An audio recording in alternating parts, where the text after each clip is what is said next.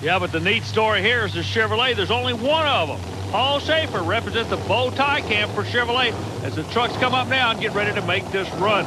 Something that happens at this point in time, as the monster trucks approach the starting line, the engines are actually killed. You notice how quiet it is? What they're doing, they're checking the kill switches on these monster trucks. And as Andy Brass will tell you, before every run, they check that kill switch to make sure it's functional. Well, as we take a look at Paul Schaefer, let's go back now to round one and see what the Monster Patrol could do against the King Crunch Chevy. Ron Nelson driving for Scott Stevens. He's in the near lane, Schaefer in the far lane. Nelson, the very first time in a monster truck, he goes on the trailer. That's to be expected. Meanwhile, Schaefer, with that big wing, rolls over into the next round. But where does he roll over to? Look who's laying to the right left. Right up against Andy Brass. But just how functional is that wing? He won't tell us, but I asked him, I said, you either trying to advertise your business or what? And he said, no, with a 10,000-pound truck, the longer you can hold it in the air or put it on the ground, the more control you're going to have over it, the better you're going to be. He didn't get too high in the air, and he stayed on the ground a little too long. There's an unusual shot there off the crush cam. Ever wonder what mechanical problems. Ever wonder what a monster truck looks like from the bottom side up? We'll take a look again. Andy Brass coming right at you, and he takes an easy win here in round two. Boy, if you look at the area in between the jumps, it's almost like an explosion when those big tires dig in and throw that mud up in the air. It's just awesome. Meanwhile, replay comes up. How about holding it right there?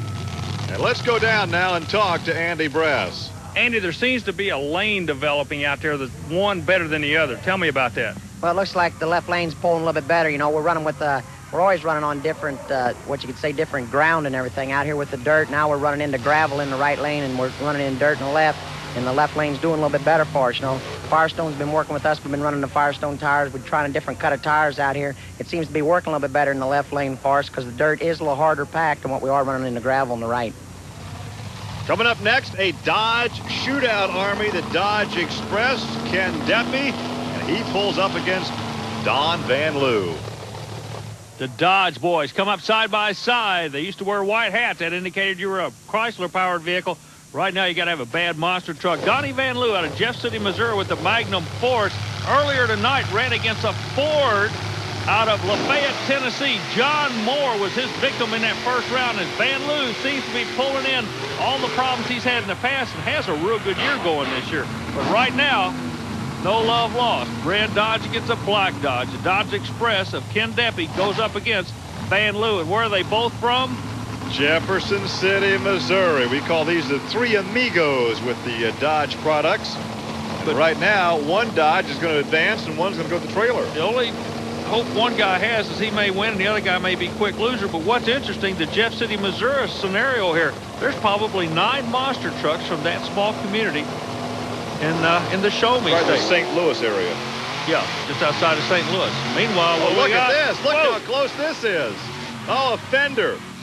A fender for the Dodge Express. Ken Deppy takes the victory.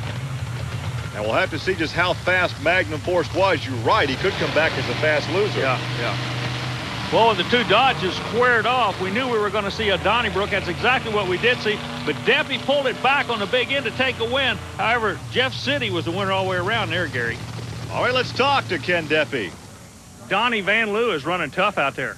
Yeah, he is, Army. He run me a really tough race. It was a little bit of driver error. I come off the line kind of slow, and I knew he had me off the line. I really had to try to catch it up the end. I knew he's running a Dodge Hemi too, so the power's there. And it was a tough one. Third Dodge Amigo gives us this shot right here. This is from the cab of Fred Schaefer's Barefoot. He'll take you for a ride tonight. This is actually going to be our first Ford versus Dodge matchup because in the far lane, Snakebite, Colt Cobra. You know, Colt Cobra's not going to roll over for this Dodge in any way, shape, or form. You know, it's almost like Colt Cobra's coming back to its old form. Meanwhile, Fred Schaefer, he's just like a rock. He's tough no matter what happens. Two of the coolest in the sport, the young gun kid in the far lane out of Colorado. Snakebite, Ford-powered, BDS supercharger for horsepower, motor sets in the front. Meanwhile, Schaefer, the old pro, he's closest to us. New Dodge Concept Chrysler Hemi engine. You're on board with Schaefer? Let's take a ride, Gary. You just can't feel the abuse those guys take when they land, but look at that ride by Colt Cobra. A good run by the Snakebite. check the light in the driver compartment. The night racing shows us something we don't normally get to see. A yellow light and a red light. That's an indication that the electronic kill switch is completely functional. Something else, I want you to look at the front wheels and the back wheels on Schaefer's. Back wheels are biting, front wheels are not. They're up in the air. He's trying to run on concrete or gravel, and it's just not holding any kind of horsepower for him in the lane closest to the camera. That's why Colt Cobra drilled him literally on that starting line, Gary.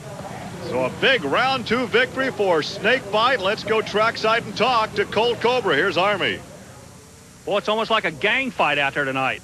Yeah, Army, it sure is. I could tell Freddie was making horsepower in his qualifying runs. He was putting down some really nice runs.